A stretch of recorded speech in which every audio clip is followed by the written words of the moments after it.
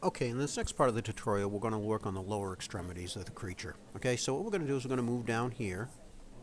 We're going to show this, and we're going to click on the axis. We're going to move that axis up to the top of the leg. Now, if you notice from this view,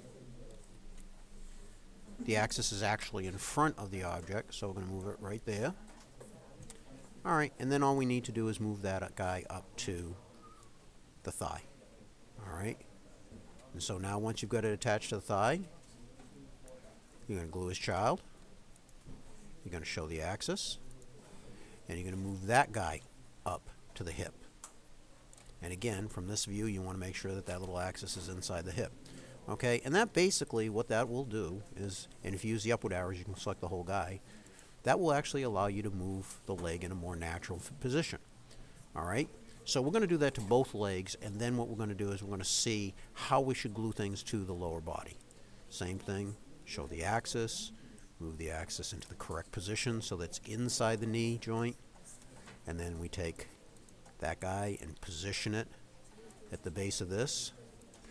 Then we glue that as child. We work from the out in, show the axis, move that into position. Alright, we go over here, we go over here. Alright, and so that's how the lower body is glued together. Now what we need to do, we're going to move this into the hip, and this guy here into the hip. And this is the tricky part. This is where people get a lot of things wrong. I'm going to have this guy, this lower leg, this right leg selected. I'm going to click glue his child, and I'm going to click on the pelvis. Now, and this is the problem, I have to go back to the white arrow, which is the selection tool, click on the selection tool. Now I have to have the leg selected because I can't glue the hip as child to the leg. I have to glue the leg as child to the hip. I've got the hip selected, and I'm going to go to glue as child, and I'm going to glue it to the upper body.